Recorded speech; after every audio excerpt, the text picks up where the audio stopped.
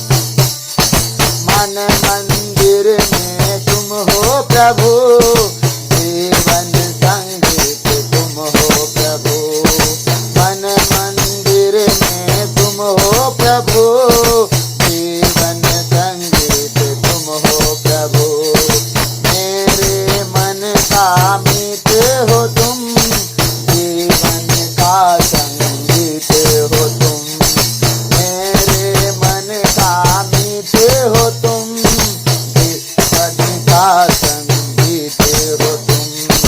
नाम नाम नाम यीशु नाम नाम नाम, नाम नाम नाम यीशु नाम नाम।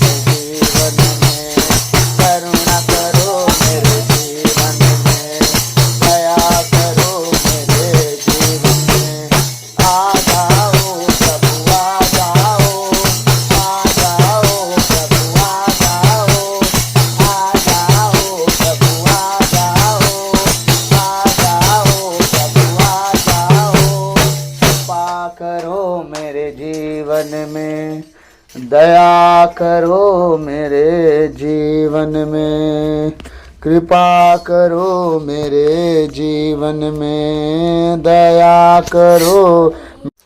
आइए हम प्रभु के वचन में जाएंगे। सर्वशक्तिमान महान परमेश्वर पिता, हम आपको धन्यवाद देते हैं, राजाओं के राजा प्रभुओं के प्रभु प्रभु यीशु मसीह, इस सुंदर समय के लिए। प्रभु मेरे मुख पर पहरा बिठाई, मेरे होठों के द्वार की रखवाली की। जज बोलने वाला मैं नहीं, वरन आप स्वयं मुझ में होकर अपने वचनों के द्वारा बातचीत करें। सारी बातों को आपके चरणों में रखते विनती यीशु के नाम से वक्त आपसे मांगते हैं, सुनिए और दया से ग्रहण कीजिए, आमीन। पहला शमूएल के ग्रंथ अध्याय हम 15 निकालेंगे।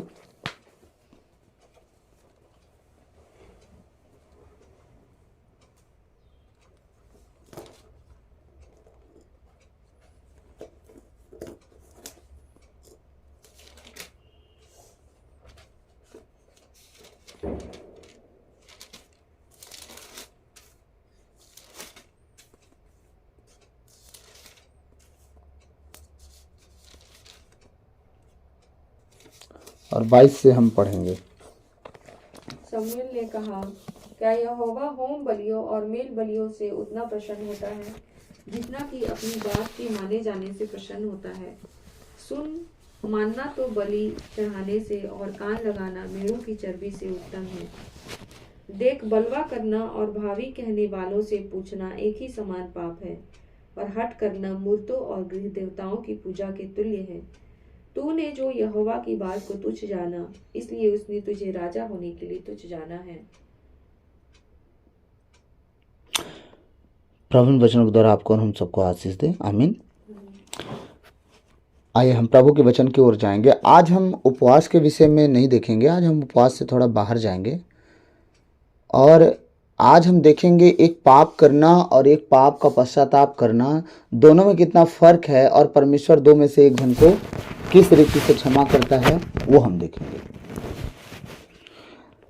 हुआ क्या, शमूएल नबी पहला इज़राइल ने क्या किया था, अपने लिए एक राजा मांगा कि परमेश्वर हमारे ऊपर राजा ना ठहरे, हमारे ऊपर एक इंसान राजा हो, और शमूएल से इसके लिए विनती किया गया। जब शमूएल नबी ने परमेश्वर से बताया कि इजरायली कह रहे हैं हमें एक राजा दे, जो इंसान हो, हमारी अगुवाई करे, उसके साथ हम चले, क्योंकि राजा परमेश्वर है और उससे हमें डर लगता है। वो कभी गुस्सा आ जाता है और कभी मारना शुरू कर देता है। परमेश्वर ने इजरायलियों से कहा कि शमूएल जाके उनसे बोल कि उनसे अगर राजा वो इंसान को बनाएंगे तो वो अपना घोड़े साफ करवाएंगे, घोड़े के गोबर फेंकवाएंगे, आप जो समझ लीजिए, अपने नौकर बनवाएंगे, घर का काम करवाएंगे तुम्हारी बेटियों से, आए तुम्हारे लोगों को, तुम्हारे जवानों को अपने रथों के साथ दौड़ाएंगे। ये सब बातें शमूएल जाके बता दे उन लोग को, तो भी तुमको राजा चाहिए। जब ये सारी बातें शमूएल नबी ने बताया कि जब तुम राजा ढूंढोगे तो तुम्हारे बेटों बेटियों को नौकर बना लेंगे राजा, तब तुम राजा मत ढूंढो। उन्होंने कहा हो गया, कोई बात नहीं, हम सब मंजूर है, हमको हमें सब मंजूर है, नौकर बनाए चाहे चाकर, लेकिन परमेश्वर हमारे ऊपर राजा ना हो, हमारे ऊपर एक इंसान राजा हो। कितनी मूर्खता भरी बात इजरायलियों ने उस दिन कहा। परमेश्वर को यह बात बहुत बुरी लगी कि इजरायलियों ने मुझे तुच्छ जाना, मुझे छोटा जाना कि मैं उनके लिए राजा ठहरूं। ठीक है, उनके मन मुताबिक कर दे शमूएल, एक व्यक्ति को मैं तेरे पास भेजूंगा, उसका अभिषेक कर और राजा ठहरे। उस समय साउल अपनी गदहियों को खोज रहा था। साउल बहुत आज्ञाकारी बेटा था और 3 देशों में अपने बाप की गदहियों को खोज देखा था, नहीं पाया 3 देशों में। उसका साथी बोलता है चल यहाँ पे एक दर्शी है, उस दर्शी से हम मिलते हैं, उसके पास जाने वाला व्यक्ति अपने सवालों को जरूर पाता है। जब वो गया तो परमेश्वर शमूएल को बता दिया कि एक व्यक्ति को मैं भेज रहा हूँ, वो इजराइल का राजा बनेगा। जब शमूएल के पास गया साउल, तो परमेश्वर उसे बता दिया। साउल का शमूएल अपने पास रख लिया। दूसरे दिन उसको विदा करने लगा। जब विदा करने लगा तो विदा करते समय रास्ते में उसको बता दिया सारा कहानी। इसके बाद क्या हुआ,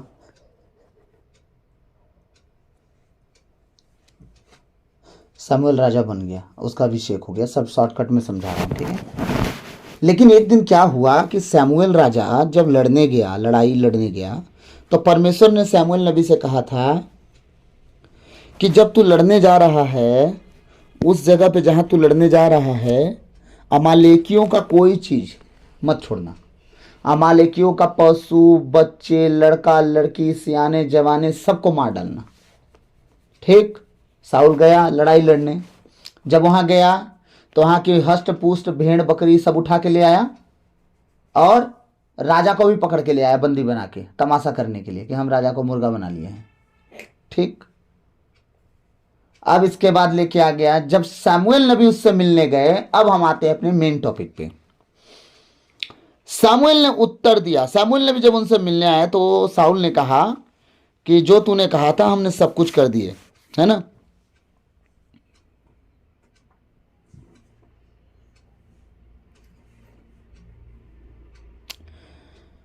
जो तूने कहा मैंने कर दिया। अब उसने कहा जब तुमने सारा काम कर दिया, सबको मार दिया जितना कहा गया था, बोला हाँ। तो बोलता है ये भेड़ बकरी कहां से ला रहे हैं? तो बोलता है सैमुएल कि ये तो तेरे परमेश्वर के लिए मैं लाया हूं। सोचिए, साउल क्या बोलता है, राजा साउल सैमुएल नबी को, मैं तेरे परमेश्वर के लिए होम बलिदान के लिए लाया हूं। एक बात बताइए, क्या स्तोत्र ग्रंथ 50 क्या कहता है? क्या जंगल के 1000 जीव चौपाए मेरे नहीं है? सारे जीव जंतु नहीं है? क्या मैं बकरों का मांस खाऊं? है क्या मैं सांडों के मांस खाऊं, बकरों का खून पीऊं? है दुनिया के सारे जीव जंतु मेरे बनाए नहीं है? क्या मुझे भूख लगेगी तो मैं नहीं खा लूंगा?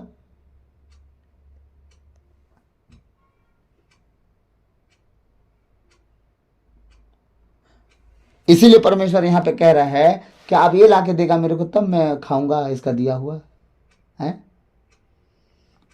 मांस बकरा। है अब ये दिन आ गए। तब परमेश्वर सैमुएल के द्वारा क्या बात करवा रहा है? 22 वचन कह रहा है, सैमुएल ने उत्तर दिया, क्या होम और बलिदान प्रभु को इतने प्रिय होते हैं जितना उसके आदेश का पालन नहीं? हाँ, क्या कह रहा है सैमुएल नबी? क्या होम बलिदान इतना प्रिय है परमेश्वर को? तुम जैसे इंसानों जैसे चापलूस है वो, है घुसखोर है वो, कि रिश्वत लेके तुम्हारा प्रमोशन दिला देगा, है रिश्वत लेके तुम्हारा ट्रांसफर करवा देगा, रिश्वत लेके किसी और को मुख्यमंत्री बना देगा, रिश्वत लेके कोई और राज्य शासक हो जाएंगे। हाँ, क्या तुम्हारा परमेश्वर इतना गए गुजरा है कि तुम अपने परमेश्वर को अब रिश्वत दोगे कि परमेश्वर हम लड़ने जा रहे हैं हमारे संग संग चल, और जो मिलेगा सब तेरा, उत्तम उत्तम। अब यहां तक वो कह रहा है साउल, कह रहा है जो खा गए वो खा गए, लूट लिए, लेकिन जो बचा है ना वो परमेश्वर का है। उसका बुद्धि तो देखिए। हैं अभी भी इतरा रहा है ना साउल अभी भी इतरा रहा है, अभी ढंग से बात नहीं कर रहा है। अभी क्या कह रहा है? सैमुएल ने उत्तर दिया, क्या होम और बलिदान। आप जब इसको 12 वचन से पढ़ेंगे तब 21 वचन तक आपको समझ में आ जाएगा। मैं चाहता हूं कि आप इस अध्याय के 15 अध्याय को आप पूरा पढ़िए, ठीक है। और जहां से मैं पढ़ रहा हूं वहां तक जब आप आएंगे तो आपको कंफर्म हो जाएगा। जब उसने कहा कि सैमुएल ने उत्तर दिया, क्या होम और बलिदान प्रभु को इतने प्रिय होते हैं जितना उसके आदेश का पालन क्वेश्चन मार्क नहीं। आज्ञा पालन बलिदान से कहीं अधिक उत्तम है। आपके पास एक कौड़ी ना हो बलिदान करने के लिए, दान करने के लिए, आप अगर आज्ञा पालन करते हो, परमेश्वर के वचन के अनुसार चलते हो, परमेश्वर को यही बलिदान के बराबर भावता है, उसको यही पसंद है कि उसके वचन के अनुसार चलो, बस। इसलिए परमेश्वर का दास क्या कह रहा है? आज्ञा पालन बलिदान से कहीं अधिक उत्तम है और आत्मसमर्पण भेड़ों की चर्बी से बढ़कर है। वो कह रहा है कि तुम अपने आप को समर्पित कर दो, परमेश्वर जो कहता है उसे कर दो। भेड़ों की चर्बियों से ज्यादा परमेश्वर को पसंद आएगा। हाँ, क्योंकि विद्रोह जादू टोने की तरह पाप है और आज्ञा भंग मूर्ति पूजा के बराबर है। विद्रोह जादू टोना की तरह पाप है और आज्ञा का उल्लंघन करना क्या है? मूर्ति पूजा के बराबर। तूने यही किया, आज्ञा का उल्लंघन भी किया और परमेश्वर के खिलाफ चला गया विद्रोह करके। दोनों तो दोनों में आता है। हाँ, तुमने प्रभु का वचन अस्वीकार किया, इसलिए प्रभु ने तुमको अस्वीकार किया। तुम अब से राजा नहीं रहोगे। लग गई जैकपॉट किनकी? साउल की। जो साउल थे राजा, अब उनकी जैकपॉट लग गई। ठीक, अब उनका माफी मांगने का तरीका। आज मैं क्यों कह रहा हूं कि अब 2 तरह के लोगों से मैं मिलाऊंगा, पहला साउल और दूसरा राजा दाऊद। परमेश्वर के 2 ही राजा थे धरती पे, पहले साउल और दूसरा राजा दाऊद। इन दोनों को मैं दिखाऊंगा कि कितना फर्क है इन दोनों में। राजा साउल कहानी मैं समझाना चाहूंगा थोड़ा सा। राजा साउल शुरू से राजकुमारों की तरह पला है। क्यों? क्योंकि जब वो अपने गदहियों को खोजने गया था तो उसका बाप नामी आदमी था और वो भी सूरबीर सुरमा था। उसका बाप, हल्के से मत लीजिएगा। राजा साउल का पिता सूरबीर सुरमा था और धनवान व्यक्ति था। उसकी बहुत सारी गदहियां थी और गदही खोजने निकला था, जैसे आज के ट्रैक्टर हो गए, समझ गए। आज ट्रैक्टर चोरी हो जाता है, लोग कहाँ कहाँ खोजते, नहीं खोजते हैं। उस समय सारा काम गदहियों से करते थे। ठीक, एक जन प्रभु के जन थे, हम लोग को गदहिया के बारे में कितना विस्तार से बताया, गदही कितना काम की, यहाँ तक यीशु मसीह को ढो गई है ना। अब देखते जाइए, अब वो गदही ढोने निकला था खोजने। और दाऊद के अंदर क्या कहानी, तो शुरू से चरवाहा था बेचारा, नौकर घर का, कोई समझने वाला नहीं उसे, कोई सुनने वाला नहीं उसे, कुछ नहीं कुछ नहीं, वो कुछ नहीं था अपने घर में। चरवाहा होता कौन है, नौकर तो नौकर, घर का चरवाहा भले हो लेकिन उसका वैल्यू वहीं पर था। कमाने वाले की वैल्यू और ना कमाने वाले की वैल्यू फर्क होता है कि नहीं होता है। हाँ, एक घर में छोटा भाई भी कमाता है तो बड़ा अधीन हो जाता है, फिर छोटा जो बोलता है बड़ा करता है, अब बड़ा कमाता है छोटे का तो कोई वैल्यू ही नहीं है। फिर समझ में आ रहा है कुछ। तो ये था साउल के अंदर, साउल के अंदर वो एटीट्यूड थी कि मैं तो पहले से राजा हूं, क्या दिक्कत है। लेकिन दाऊद और साउल में फर्क आज हम देखने जा रहे हैं, और कौन माफी पाया और कौन नहीं पाया वो हम देखने जा रहे हैं। हम सब उपवास प्रार्थना में जी रहे हैं और हमारे अंदर कुछ कुछ कमियां हैं, कुछ कुछ घटियां हैं। हम प्रभु के सामने किस तरह उपस्थित होते हैं, हमें पाप क्षमा मिला कि नहीं मिला। अगर पाप क्षमा मिला, आप देख लेना दूसरे दिन से आपका आत्मा उमंग में रहेगा, आप खुश रहोगे, आपको महसूस होगा कि आप खुश हो, आपका जीवन ठीक चल रहा है, आपको महसूस होगा कि खुदा की ओर से बोझ खत्म हो गया, परमेश्वर आपको हल्का कर दिया, आपके गुनाहों को माफ कर दिया, आप सही रीति से जीना शुरू कर रहे हो। आपको महसूस होगा कि आपका जीवन पहले से बेटर लग रहा है। एक हफ्तों के अंदर आपको, एक हफ्ता तो लग ही जाते हैं, 7 दिन अपने आप को जांचने में कि हम ठीक चल रहे हैं कि नहीं चल रहे हैं।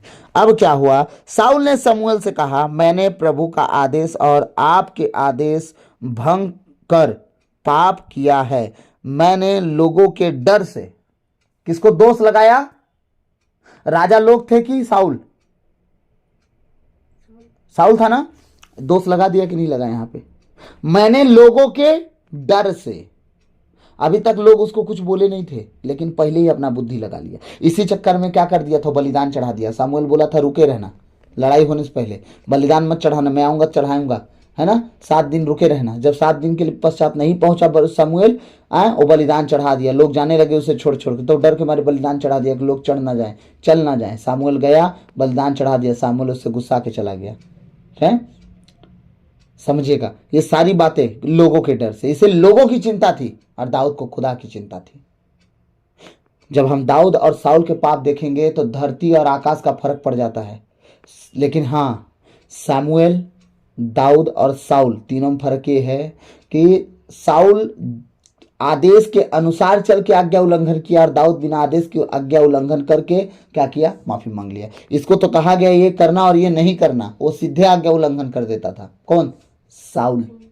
और दाऊद को कुछ नहीं किया गया था, वो बस पाप किया, बतसेवा के साथ पाप करके अपना पाप छुपाया, उसके पति को मार के, यही गुनाह हो गया उससे। लेकिन परमेश्वर क्या बोला था उसको सामुएल नबी के द्वारा, ऐसा मत करना, नहीं, वो कर दिया लेकिन माफी भी मांग, ये इसको मना किया, वार्निंग के साथ भेजा गया था, अमालेकियों को छोड़ना मत, कुछ भी उनका मत छोड़ना, सब कुछ होम कर देना, सब कुछ होम बलि चढ़ा देना। लेकिन ये क्या किया, उन्हें छाट छाट के ले आया, औरतों को छोड़ दिया, बच्चों को छोड़ दिया, राजा को पकड़ के ले आया।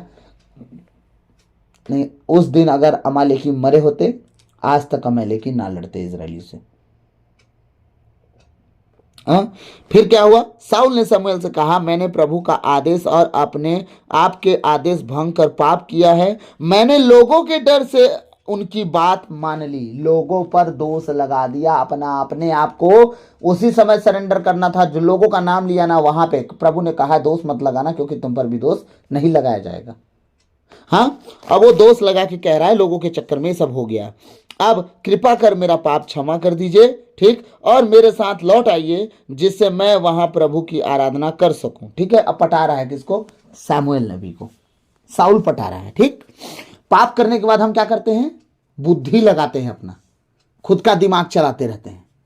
हमें पता है कि ये गुनाह नहीं करना है, फिर भी जब गुनाह कर ही लेते हैं, और गुनाह करते करते पवित्र आत्मा हमें कोसते रहता है, मत कर मत कर मत कर।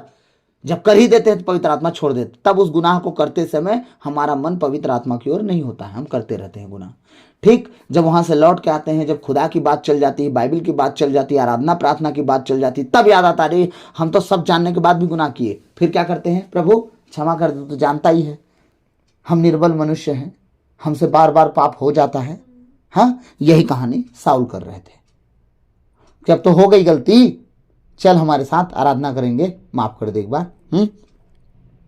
परंतु सामुएल ने साउल को उत्तर दिया, मैं तुम्हारे साथ नहीं लौट सकता, तुमने प्रभु की आज्ञा भंग कर दी है, इसलिए प्रभु ने तुमको त्याग दिया है, तुम अब इज़राइल के राजा नहीं रहोगे।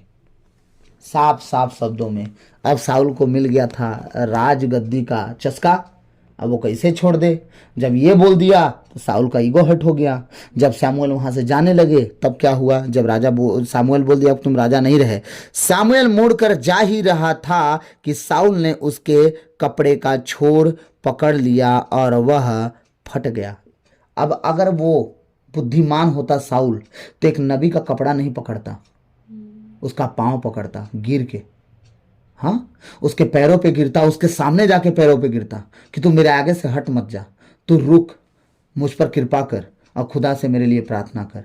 और पीछे से उसका कपड़ा खींच रहा है, नहीं तू जाएगा नहीं, रुक, तू जाएगा नहीं, रुक, राजा मैं हूं, तू जाएगा नहीं, रुक। हाँ, भूमि पर गिर के माथा पटकता, लेकिन साउल को कोई फर्क नहीं पड़ा। उसका कहना था राजगद्दी है, ये क्या दिक्कत है, चल रहा है चल रहा है। हाँ, इस पर सामुएल ने क्या हो गया, उसका कपड़े का छोर फट गया। ठीक है, इस पर सामुएल ने उससे कहा, प्रभु ने आज इस्राएल का राज तुमसे छीन लिया। हालेलुया। क्या किया वो, सामुएल का कपड़ा पकड़ा और फट गया, और सामुएल मुड़ के उससे एक बात कहा कि परमेश्वर तेरे हाथ से तेरा राज छीन लिया और किसी और को दे दिया। ठीक, ये हो गया कौन, साउल का पाप। माफी मिली उसे, नहीं मिली, आज्ञा उल्लंघन भी किया और अपना दिमाग भी लगा लिया, बुद्धि भी लगा लिया। पश्चाताप करने का तरीका एटीट्यूड में था, नम्रता और दीनता में नहीं था कि तुमसे गुनाह हुआ तो रो पीट के तुम माफी मांगो। नो नो नो नो, अभी भी कह रहा है मेरे साथ चल, इजरायलियों के बीच से होके चल और आराधना में हम प्रार्थना करेंगे, मंदिर में चलेंगे, आराधना करेंगे, सब ठीक होगा। ठीक, और बोलता नहीं जाऊंगा, जब जाने लगा तो कपड़ा छोर खींच रहा है, यानी पैर पड़ूं। ये रहा एटीट्यूड वाला पश्चाताप। अब दूसरा हम राजा देखते हैं, जस्ट उसका दामाद, उसके बाद का राजा जिसे परमेश्वर ईसे के पुत्र दाऊद को राजगद्दी दे दिया, अब उसका पश्चाताप देखते हैं, जो पाप कर करके पश्चाताप किया था। आइए हमारे साथ निकालेंगे हम दूसरा सैमुएल का ग्रंथ अध्याय 12 पद संख्या 13 और दूसरा सैमुएल का ग्रंथ अध्याय 24 पद संख्या 10 से पढ़ेंगे। जस्ट आगे है दूसरा सैमुएल 12 का 13 वचन पढ़ेंगे हम।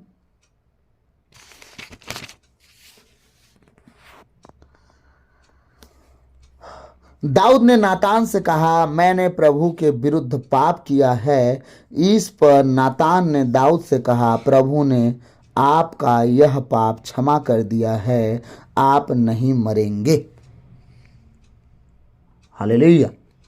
क्या हुआ, दाऊद ने क्या किया, बदसेवा के साथ पाप किया, और पाप तो किया लेकिन उरिय्याह को मरवा डाला। ठीक, जैसा कि मैंने पिछले दिनों में बताया। हाँ, उरिय्याह को मरवा भी डाला। जब मरवा दिया तब नातान नबी दाऊद के पास पहुंच गया। उससे क्या कहता है, एक राजा था, उसकी बकरी थी बहुत सारी, पर अपनी बकरी को नहीं खिलाया। उसके घर मेहमान आ गया, वो क्या किया, अपने पड़ोसी का बकरी छीन लिया और खिला दिया। एक ही ठो थी उसके पास, प्यार दुलार करता था, हैं, और उसके पास बहुत सारी थी लेकिन उन्हें नहीं खिलाया। अब ये बातें जब हो गई, दाऊद कहता है और निश्चय मार डाला जाए। तब नातान नबी कहता है, सुन, वो तू ही है जिसे तू कह रहा है ना निश्चय मार डाला जाए, वो तू ही है। जब ये बात बोला कि वो तू ही है, उरिय्याह की पत्नी को तू रख लिया, अपना पत्नी बना लिया, और उरिय्याह का तो ब्लड बहवा दिया, खून बहवा दिया, तू उसे जान से मरवा दिया, बेगुनाह का हत्या करवा दिया, इसलिए खुदा तुझे छोड़ेगा नहीं। दाऊद क्या कहता है, दाऊद तुरंत घुटनों पे आ गया। तुमने गुप्त रूप से यह काम किया, मैं समस्त इज़राइल के सामने प्रकट रूप से यह करूंगा। परमेश्वर क्या कहता है, तू जो पाप गुप्त रूप से किया है ना, मैं पूरे इज़राइल के सामने प्रकट रूप से तेरे साथ ये करूंगा। तू इसकी पत्नी को गुप्त रूप से रखा है ना, तेरी पत्नियों को मैं पूरी दुनिया को देखते तेरे दूसरे हाथ में दे दूंगा। कौन था वो, उसी का बेटा जो पूरी दुनिया के सामने छत पर क्या किया, एक तंबू लगवाया और साउल की पत्नियों के साथ सोया, उसी का बेटा। हाँ, विद्रोह जब किया था। हाँ, वो था अबसलोम ना, नहीं अबसलोम नहीं, सॉरी, क्या नाम था यार, नाम मैं बड़ी जल्दी भूलता हूँ। वो दनिया तो बाद में आया था सुलेमान के टाइम पे, वो दनिया नहीं था, मैं बता ही देता हूँ थोड़ी देर में। मपीबोसेत उसका पीछा कर रहा था, मपीबोसेत, हाँ, बड़ा खतरनाक वाला राजा था उसका बेटा। हाँ, अब देखिए, जब दाऊद ने कहा कि हाँ मैंने गलती कर दी, हाँ, दाऊद ने नातान से कहा मैंने प्रभु के विरुद्ध पाप किया है। इस पर नातान ने दाऊद से कहा प्रभु ने आपका यह पाप क्षमा कर दिया है, आप नहीं मरेंगे। देख लीजिए, बुढ़ापे तक दाऊद नहीं मरा, अपनी मृत्यु में पूरा मृत्यु होने के बाद मरा, और अपने जगह पर राजा को, सुलेमान को राजा बनाया। और राजा सुलेमान उदनिया राजा बनने के लिए कूद रहा था, लेकिन राजा जब बनने कूद रहा था तो सीधे सीधे उसकी मम्मी गई, सुलेमान की मम्मी राजा से मिलने, और वो बोली ऐसा ऐसा बात है ना, इसके विषय में बाद में कभी बताऊंगा। और राजा ने घोषित कर दिया कि मेरे गधी पे इसे बता बैठा और जा, तू तराइयों में जा, तुरही फुकवा, डंका बजवा, जो करवाना है करवा, और जय जयकार करवा कि राजा सुलेमान राजा हो गया दाऊद के जगह पे। और दाऊद ने ये बात घोषित की है, और दाऊद खुद बुढ़ापे में अपने बेटे को दंडवत किया राजा बनाने के बाद।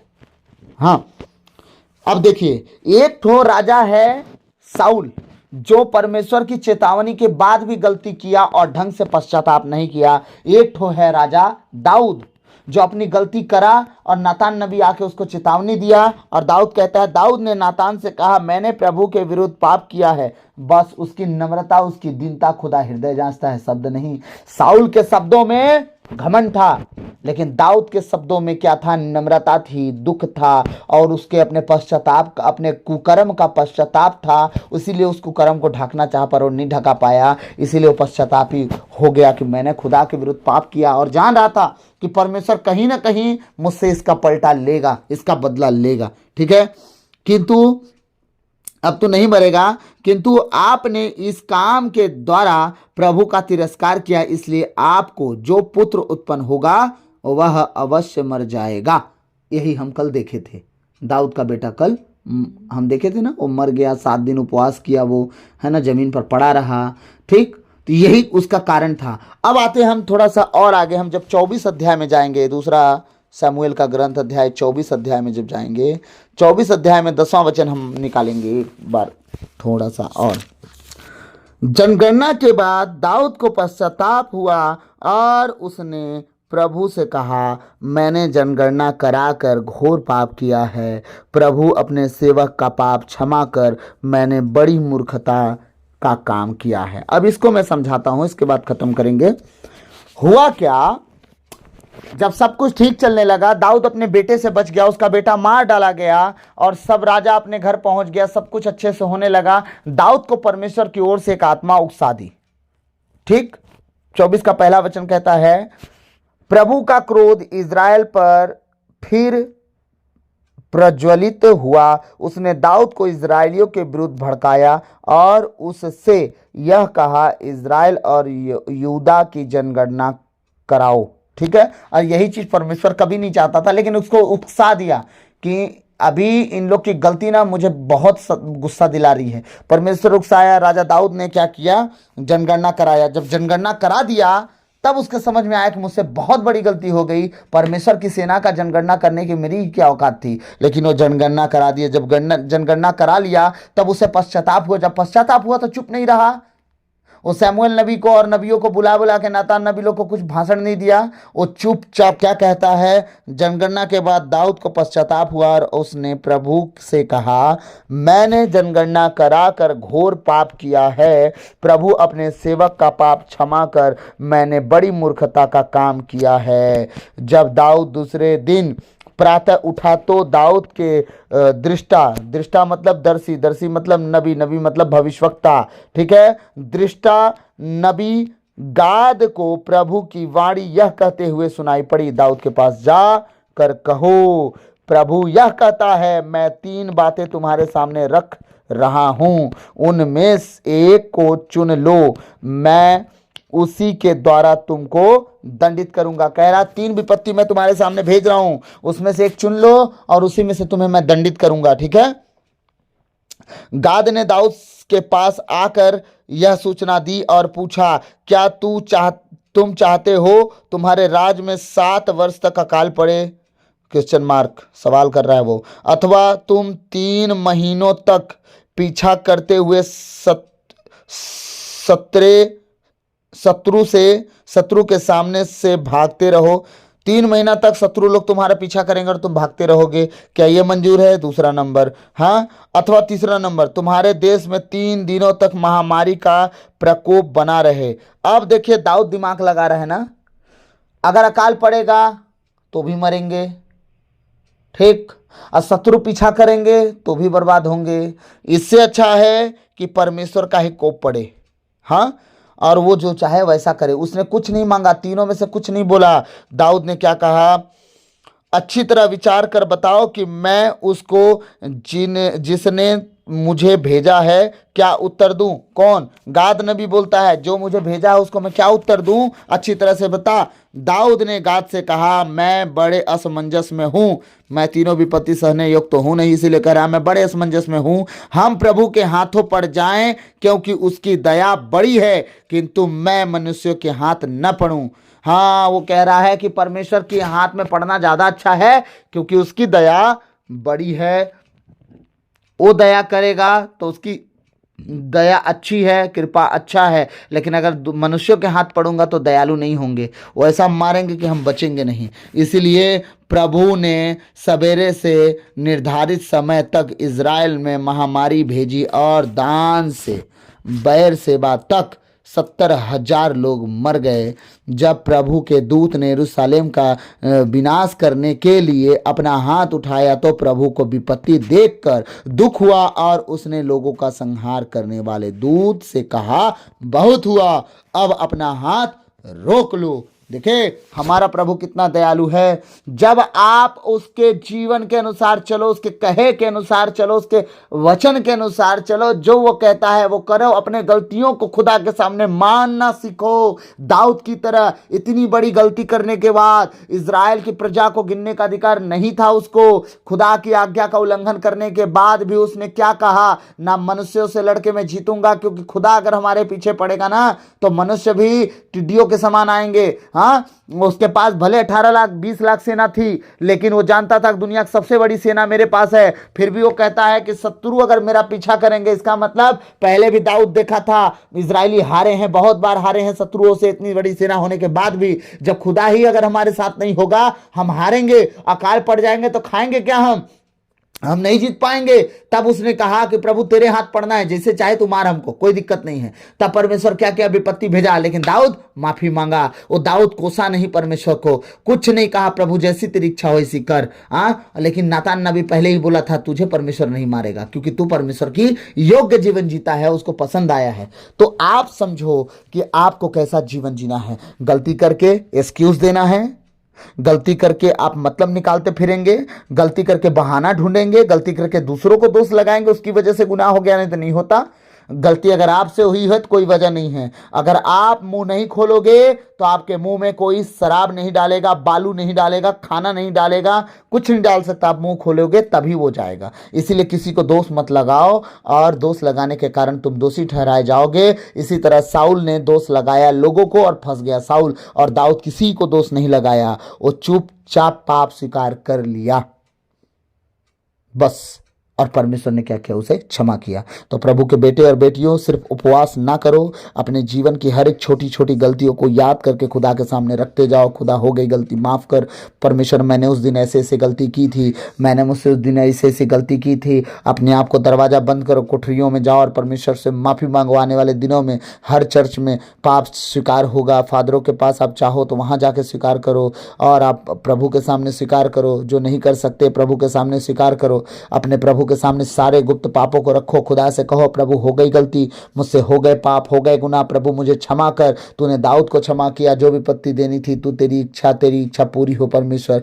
तेरे हाथ में पड़ना, तू अगर न्याय करके भी मेरी इच्छा, मेरे साथ अगर तू न्याय करके भी मेरा अगर तू न्याय करेगा तो भी मैं नहीं बचूंगी। इसलिए तू मेरा न्याय भी कर, लेकिन कोमलता से खुदा, नहीं तो मैं बचूंगा नहीं। इस तरह प्रभु के साथ उपस्थित हो जाओ ताकि प्रभु आप सबको बचाए। तो प्रभु आज के इन वचनों के द्वारा हम सबको आशीष दे। सबों को जय यीशु, आमीन।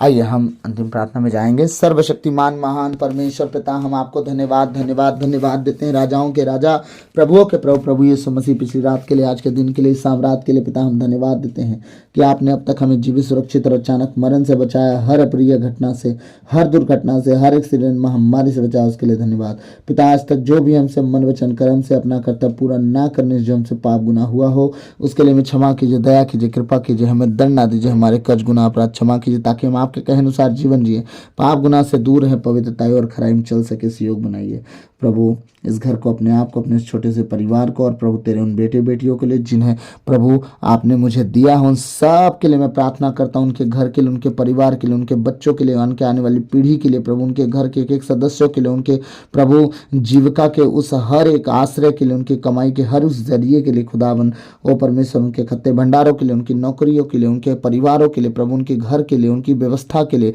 उनकी ज़रूरतों के लिए मैं प्रार्थना करता हूँ। कभी कभी घटी ना आए और सदा तेरे पीछे चलें प्रभु। मन फिराएं, पश्चाताप करे, तेरे सुसमाचार में विश्वास करे, क्योंकि तेरा राज निकट है। और उसे समझे, उसे परखे, उसके अनुसार जीवन जिए, पाप गुनाह से दूर रहे, एक एक जन की सुधि ले परमेश्वर, तेरे कहे अनुसार वो चले खुदावन ओ परमेश्वर। उनके जीवन में कभी कमी घटी ना आए, सदा फलते फूलते जाएं, क्योंकि तूने कहा है धर्मी जन की संतान फलेगी फूलेगी और पृथ्वी पर पराक्रमी होगी। पिता मैं प्रार्थना करता हूँ एक एक जन पराक्रमी हों और तेरे नाम की महिमा करने वाले हों। सारी बातों को तेरे चरणों में रखता हूँ। इस घर को चारों ओर अपने लहू का बड़ा लगा परमेश्वर, अपने स्वर्गदूतों की छावनी दे परमेश्वर। कोई भी शत्रु और कोई भी शैतान की चाल इस घर में हमारे जीवन, मन, विचार, शरीर, प्राण, आत्मा चीज़ों में कभी काम ना करने पाए प्रभु। आपके कहने अनुसार हम जीवन जिए, पाप गुनाह से दूर रहें, पवित्रता और खराई में चल सके, सहयोग बनाइए। सारी बातों को आपके चरणों में रखते हुए विनती नाज़रत के यीशु मसीह के मीठे और मधुर नाम से भक्त आपसे मांगते हैं, सुनिए और दया से ग्रहण कीजिए, आमीन। धन्यवाद धन्यवाद धन्यवाद। हे पिता परमेश्वर, पवित्र आत्मा, प्रभु यीशु मसीह, आपकी तारीफ हो, महिमा हो, प्रशंसा हो, बड़ाई हो, आपकी जय जयकार हो। Hallelujah hallelujah hallelujah hallelujah hallelujah.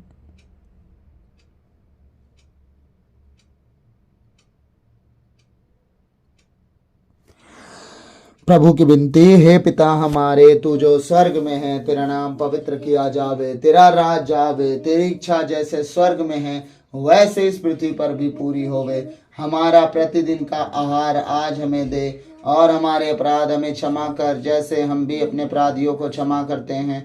और हमें परीक्षा में न डाल दे, परंतु बुराई से बचा, क्योंकि राज, पराक्रम और महिमा सदा तेरी ही है, आमीन।